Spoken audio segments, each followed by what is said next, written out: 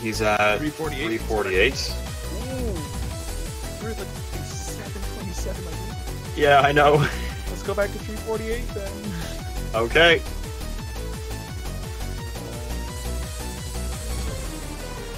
Okay, I'm back at 348. We're in the I can't. auto cam going. Just, I can go to 349 or 347, but not 348. Just let it play for a second or two, and then. Oh, that's a good point. Yeah. Okay.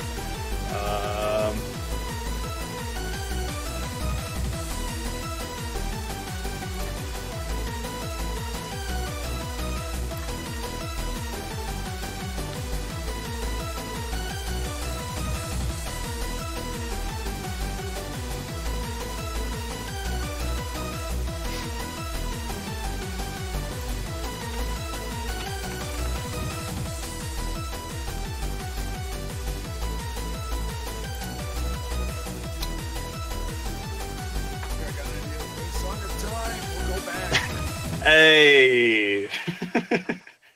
That's bad. I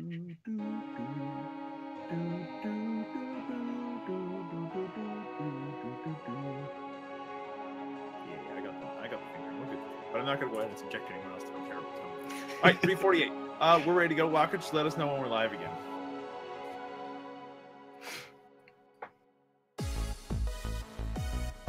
So computer's still cool, which is nice. God, I love Canada.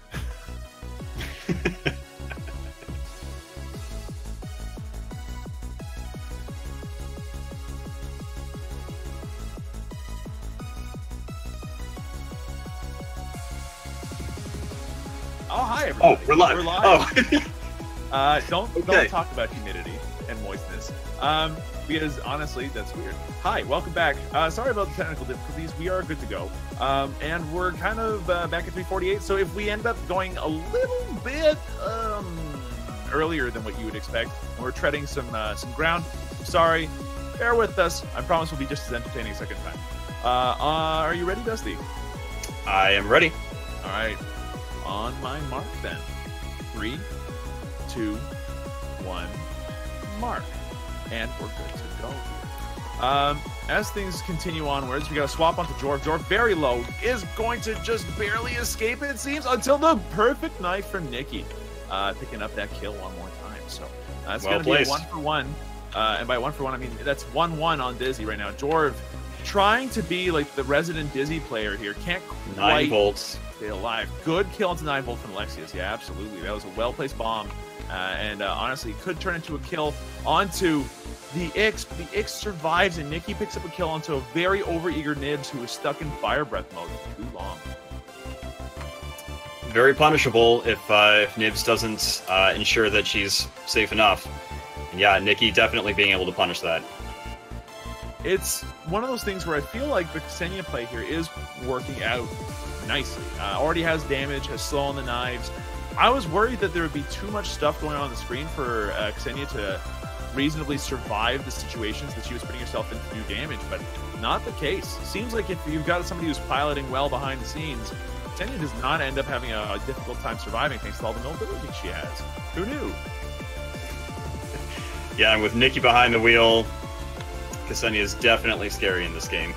Absolutely. Jorv going in for a bit of a double dash, in and out, just taking it easy, going off, picking up some other HP instead. Skeptrip might try to find a way in, and is deciding to go hard a little bit onto Nikki, but won't. This is a weird situation, honestly, because there's all this dancing going around with 9 volted. Never mind. Nikki comes back in, backstabbing, getting the kill onto Alexius, and then we'll run away with 1 bar of HP. Getting out safely. Barely, but safely nonetheless. Yeah, 3 kills to nothing. This is starting to look like a repeat of last game, and that's not at all what idiots want. What do you think they have to do to kind of stop this? I think the best idea would to just be play safe, but given how mobile they are and the fact that they don't have a whole lot of defensive characters, it's going to be hard to play back. They're just going to have to make sure that they play safe and only take the team fights that they know that they are going to be able to win. Just wait for Boys R Us to make a mistake and not make any mistakes themselves. That is a tall order, considering that mistakes and high-level play are difficult to come by. That is absolutely true.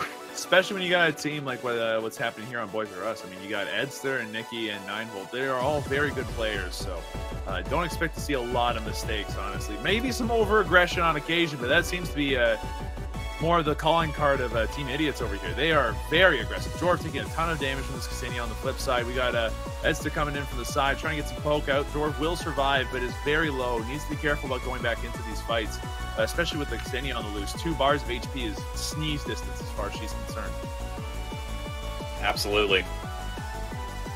I'm curious to see what you think about going for sunscreen mouthwash on the nibs. The movement speed after the fire breath. Oh, that might have to wait. Alexis gets swapped. Lightning bolt. Easy kill for 9volt. 9volt is low, however, so maybe there could be... Oh, never mind. There is going to be no kills. Badass Ketchup goes after Edster instead.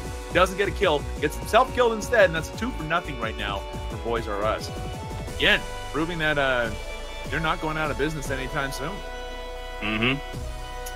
Yeah, but as for the sunscreen mouthwash, that's plus 75 movement speed after fire breath for 2 whole seconds.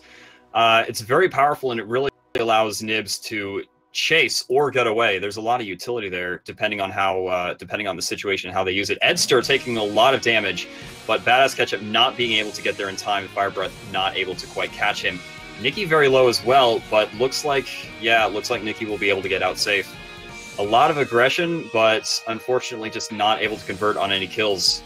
Yeah, it really feels like it's almost uncoordinated. Like, none of it's timed particularly well, and as a result, it ends up being kind of scattered. It's a weird kind of chase situation. Like, Alexius on his own gets picked off by Edster as he's just kind of left by his team as he went for like the HP underneath the worm. And like, the rest of his team just wasn't there to really get anything done. Like, it's like they're all playing a different game of Awesomenauts. It's just not turning out so well for them. Lots of damage going on this bottom turret. It will go down. Does Jorv die with him? Yes, because Nikki gets a really good barrel roll into like knifing Jorv in the face, which is not what you want. That is terrifying.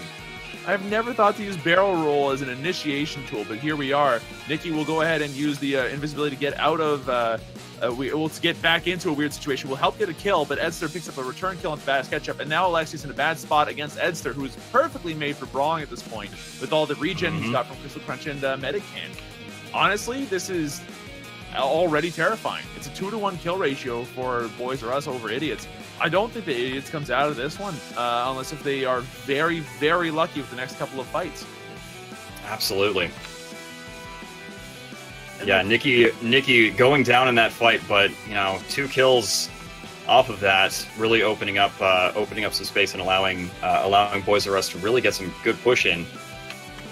Absolutely, and Edster again does not care about the bombs. Jorv gets killed off, does not have enough dashes to get away from 9volt's lightning ball, and it's just pressure all over the place. Ksenia coming in from behind, looking for an easy kill on Badass Ketchup, and will find it. Just knives all over the place. Alexius now in a terrible spot. There's no escape. Team wipe going the way of Boys R Us as they have Nikki coming from behind and completely outflank Team Idiots. This is the most commanding game we've seen today. I don't think we've seen a game go this one-sided yet. This is insane. Jorv taking a bunch of damage. The silence stopping anything that he could possibly do to get away from this situation. And just has to play stupidly safe. Badass Ketchup going in with an orb, but there's not much else you can do at that point. You just run away as fast as possible. There's trying to be a flank going on from behind, but the blue team will just escape through the bottom tunnel and get away totally safe. They have a ton of money. They are all very well off in terms of experience and equipment. Red team's got a long road ahead of them if they think they can win this. That's for sure. Yeah, I think a lot of what's happening in this game comes down to the fact that Idiots really doesn't have any sort of support method. They're playing hyper-aggressive, but they have nothing to back it up. Whereas Boys R Us, with the Ix, able to heal his teammates and sort of support them and keep them on the field a little while longer, supporting Nikki and 9volt in their aggression. It also doesn't help that every single time that they go after Edster survives by like the skin of his teeth. Like, it's just so many opportunities for a kill just don't end up happening. 9volt is low, but we'll just back off as a result. Fire Breath comes out, but it hits nothing at all because that's just what Nibs does do at this point, is hit nothing at all with Fire Breath, unless if somebody stands close to them. Like Fire Breath is not a very good move on its own, is it? Not really, not unless you have some sort of lockdown or slow or stun to help it land. Do you think that that might have been a good idea to go for the slow and the pull upgrades maybe on the orb in order to be able to land that kind of stuff more often and more accurately? Oh wait, that might have to wait as Alexius is running for his life. He does not have a bike. Very He low. gets lightning balled, pinpoint accuracy out of 9 volts. Very easy kill there. Now they're going after this core. There's a lot, well, not core, but they're going after this turret, and it's going to end up going down piecemeal. Fire Breath comes out. It does actually end up in a kill for once. 9 volt does go down. Now Edster's getting a lot of HP off of these droids. He's putting out a lot of damage to the Bass Ketchup. Will end up surviving as Nikki comes in from behind and then just stabs Jorv right in the face again. This is so one-sided. It might as well be a Mario game. You're not allowed to turn left. I mean, you're not allowed to turn right, I guess, is more accurate in this case, eh? I suppose so. Alexius goes down. Bond comes out. Esther very low. Does end up eventually dying. Nikki a little bit low, but is otherwise in a perfectly fine position because, I mean, if Sandy lands a dagger, like, that's game over right there. Nikki will teleport out from behind the core and will not end up dying. Very cheeky teleport, honestly. Very much so. Very much so. Let's see what updates. Is it picking up? Oh my gosh. We're now going for like a full 2 seconds of silence. Oh, this hurts to watch. I feel really badly for Team Idiots right now because they don't have anything going for them at the moment. Nikki is rampant right now, 8-1. Practically can move wherever she wants.